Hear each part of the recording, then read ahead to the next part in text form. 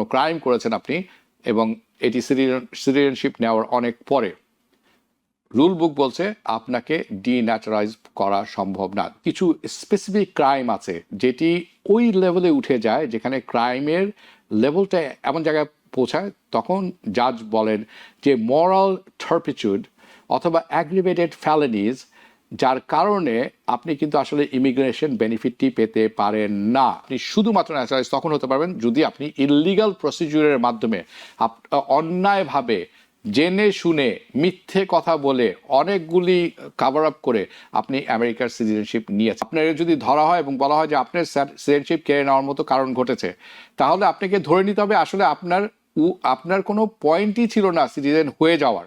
এখন আরেকটি বাজওয়ার্ড সব জায়গায় চলছে যে আপনার সিটিজেনশিপ কেড়ে নেওয়া হবে এবং ডিন্যাচারালাইজেশন প্রসেস হবে। আমি চেষ্টা করব কেন এটা আপনি when can you lose your citizenship, এবং এই যে ডিন্যাচারালাইজেশন ভেরি সিমিলার, আমি চেষ্টা করব ব্যাখ্যা করে তুলে ধরতে আপনার কাছে। The goal of this segment, এই সেগমেন্টের গোল হচ্ছে আপনার অ্যাংজাইটি, আপনার উদ্বিগ্নতা, আপনার যে আপনি স্ট্রেসড হয়ে রয়েছেন এটি কমিয়ে নিয়ে আসা। কারণ অনেকেই আপনারা জানতেন খুবই ওয়ারিড এই যে চেঞ্জেস ইন ইমিগ্রেশন সিস্টেমে যেটা আসছে, there are many misinformation এবং অনেক রেসপন্সিবিলিটি আছে আমাদের উপর TBN 24, যেটা আমরা আপনাদের কাছে একটা ক্লিয়ার এক্সপ্লেনেশন প্রোভাইড করার চেষ্টা করি সবসময়। এবং আজকে এই সেগমেন্টটি this is going to be the one of those segments, এবং আমি যথেষ্ট আমরা অ্যানালাইজ করেছি, সেই অ্যানালাইসিসগুলো আপনাদের কাছে আমরা তুলে ধরবো। উই গেট দ্য সেম, মনে রাখবেন আপনারা যে নিউজ ফিড পান আমরাও সেম নিউজ ফিডই পাই, আমরা অ্যানালাইসিস করি, ওকে, এবং আমরা কোনো কিছু ওভার ড্রামাটাইজেশন করি না। Okay, so I don't think certain very critical parts এই প্রসেসে আছে যেটি ভালো মতো এক্সপ্লেন করা হয়নি ডিন্যাচারালাইজেশনের ব্যাপারে।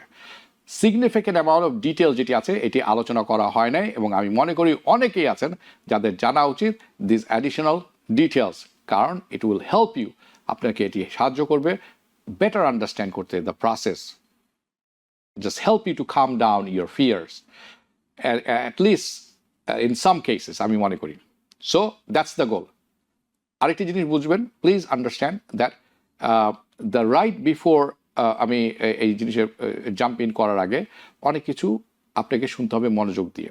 সো প্রথম জিনিস, ক্রাইমস কমিটেড আফটার ন্যাচারালাইজেশন, এটি নিয়ে আপনি সিটিজেন হয়ে গেছেন, তারপরে কোনো আপনি ক্রাইম করেছেন না। দ্য ফার্স্ট অ্যান্ড ফরমোস্ট যেটি আমি কথা বলবো এটি হচ্ছে মেইন টপিক। আমি ধরে নিচ্ছি আমি সব কিছু ব্যাখ্যা করার সুযোগ পাবো না, কারণ তার অনেক বড় লেন্দি ভিডিও হয়ে যাবে, প্রোগ্রাম হয়ে যাবে, সেটি সম্ভব না। কাজে আমি লেটস জাম্প ইনটু ওই বিষয় যেটি সবাই ওয়ারিড আছেন। সো ক্রাইমস কমিটেড, যেই ক্রাইম করা হয়েছে, আপনি সিটিজেন হয়ে গেছেন, তারপরে আপনি কোনো একটি ক্রাইমে জড়িয়ে গেছেন অথবা ক্রাইম কমিট করেছেন after your naturalisation. So basically আপনি অনেকে বলছেন যে আপনাকে বিকামিং ডিন্যাচারালাইজ, আপনার সিটিজেনশিপ নিয়ে নেওয়া হবে এই ক্রাইমের জন্য দ্যাট ইউ কমিটেড, মানে আপনি সিটিজেন হচ্ছেন বহু বছর হয়ে গেছে। ওয়েল, এইটি আসলে almost impossible, it is an impossibility. আপনারা যারা শুনছেন প্লিজ, আমি যদি কোথাও ভুল করে থাকি জানাবেন, but this is our study, okay. This is an impossibility under rule book. যে রুল বুকটি এখন পর্যন্ত এক্সিস্ট করে সেখানে এটি অলমোস্ট অসম্ভব। It can happen, yes, I am sorry, it cannot happen just the way মানুষরা বলছে। Only you can be naturalize, আপনি শুধুমাত্র ন্যাচারালাইজ তখন হতে পারবেন যদি আপনি ইললিগাল প্রসিডিউরের মাধ্যমে অন্যায়ভাবে জেনে শুনে মিথ্যে কথা বলে অনেকগুলি কাভার আপ করে আপনি আমেরিকার সিটিজেনশিপ নিয়েছেন, অর ইফ ইউ হ্যাভ উইলফুলি, আপনি ইচ্ছাকৃতভাবে মিসরিপ্রেজেন্টেশন করেছেন আপনার নিজের কেসকে, আপনাকে, অথবা মিসরিপ্রেজেন্টেশন ম্যাটেরিয়াল ফ্যাক্ট, জেনে শুনে যে তথ্যগুলো আপনার কাছে ছিল সেটি আপনি দেননি তাদের কাছে। In those previous immigration application, যখন আপনি অ্যাপ্লিকেশন করেছেন ইতিপূর্বে সিটিজেন হওয়ার আগে, এই সমস্ত জিনিস আমি যে উল্লেখ করলাম আপনি এড়িয়ে গেছেন, আপনি দেননি, আপনি জানতেন। সো আপনি যখন সিটিজেন হয়েছেন তারপর আপনি ক্রাইম করেছেন, ইয়েস, আপনাকে চার্জ করা হবে, ওই সমস্ত ব্যাপারে আপনি সিটিজেনশিপ চলে যেতে পারে। বাট আপনি সিটিজেন হয়ে গেছেন, অনেক বছর হয়ে গেছে, কোন একটি ক্রাইমে জড়িয়ে পড়েছেন, কোন একটি ক্রাইম করে ফেলেছেন, ইয়েস, আপনাকে চার্জ করাই হতে পারে ক্রিমিনাল কোড অফ কন্ডাক্টে, okay, under the criminal code, yes, আপনাকে জেলে পাঠানো হতেই পারে, ইমপ্রিজন, যেটা প্রিজনমেন্ট বুঝতে পারবে, and lots of things can happen, bad things, okay.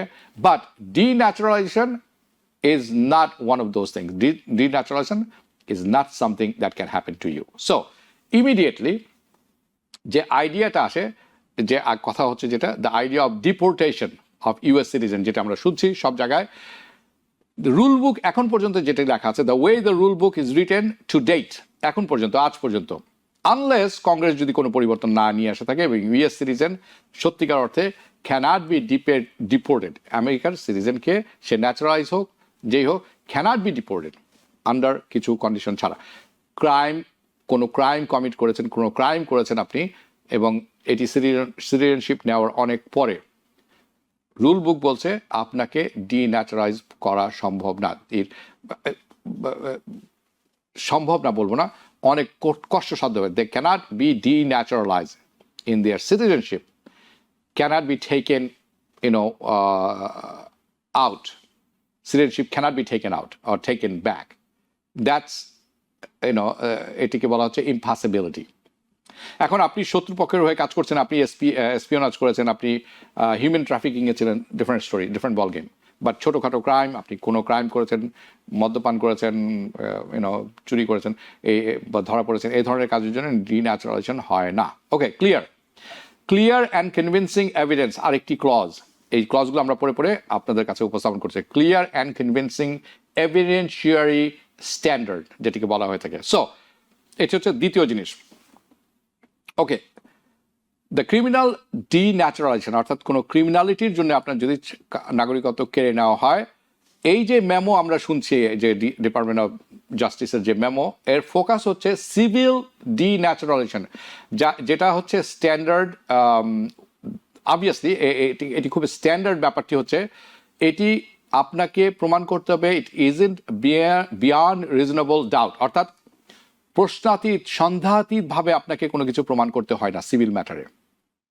Okay, so you are absolutely correct যদি আপনি এই মতামতে থেকে থাকেন, but I want to talk about the standard. Okay, তার কারণ হচ্ছে clear and convincing and a significantly higher evidentiary standard, এইটা যখন প্রমাণ করতে হয়, এটি খুব কঠিন ব্যাপার হয়ে দাঁড়ায় নর্মালের থেকে। ইন সিভিল কোর্টে, নর্মালি সিভিল কোর্টে কি হয়ে থাকে, স্ট্যান্ডার্ড হচ্ছে কল করা হয়, এটিকে বলা হয়ে থাকে what's called is preponderance of the evidence, যার অর্থ হচ্ছে মোর লাইকলি দেন নাট, অর্থাৎ হ্যাঁ আমার কথা শুনে মনে হচ্ছে এই লোকটা ভালো, ওকে ছেড়ে দেওয়া হোক, মানে তথ্য প্রমাণের মাধ্যমে ভালোর দিকটা বেশি হলে মোর লাইকলি দেন নাট, তাহলে আপনি খালাস পেয়ে গেলেন, বা আপনি দোষী সাব্যস্ত হবেন মোর লাইকলি দ্যাট আপনি এটি কমিট করেছেন। It is not a tipping scale, আপনি জানেন scale. So the side more likely correct, যারা বেশি কারেক্টের পক্ষে, আপনার পক্ষে যদি বেশি কারেকশন থাকে, আপনি যদি কারেক্টে বেশি থাকেন, আপনি জয়ী হবেন, এটি হচ্ছে এটা অর্থ। সো জাজ রুল করে থাকেন তাদের ফেভারে। বাট যখন এটা আসে clear and convincing evidence,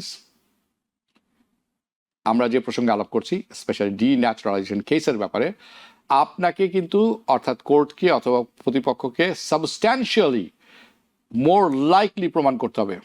so it's much bigger then tipping A scale to succeed, এটার সম্ভাবনা অনেক কঠিন প্রমাণ করা। সো এটি সেই রকমভাবে সাবস্ট্যান্সিয়ালি অনেক বেশি হতে হবে যে individual should never become a citizen. আপনার যদি ধরা হয় এবং বলা হয় যে আপনার সিটিজেনশিপ কেড়ে নেওয়ার মতো কারণ ঘটেছে, তাহলে আপনাকে ধরে নিতে হবে আসলে আপনার কোনো পয়েন্টই ছিল না সিটিজেন হয়ে যাওয়ার।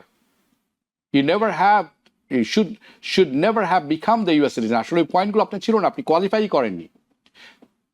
ওকে, so it is very high standard কাউকে ডিসপ্রমাণ করা, এই প্রমাণ করা যে এর সিটিজেনশিপ কেড়ে নেওয়া যেতে পারে। Simply put, it has to be significant doubt left in the জাজেস মাইন্ড, জাজের মাথায় থাকতে হবে যে না আসলে যে কথাটা বলা হচ্ছে এটা ট্রু, তার যদি উনি এই রায় দিতে চান ডিন্যাচারালাইজেশনের ব্যাপারে। So the evidence has to be clear, it has to be precise, explicit, it has to make it so much যার মাধ্যমে there is no doubt left, কোনো ডাউট থাকবে না জাজের মাথায় বা তার বোঝাতে যে এই যে ব্যক্তিকে নিয়ে আসা হয়েছে আসলে এই ব্যক্তির আসলে সিটিজেন হওয়ার কোনো রকম কোয়ালিটিই নেই, উনি মিথ্যে কথা বলেছেন, সব ভুল তথ্য দিয়েছেন, he doesn't qualify to become a US citizen in the first place.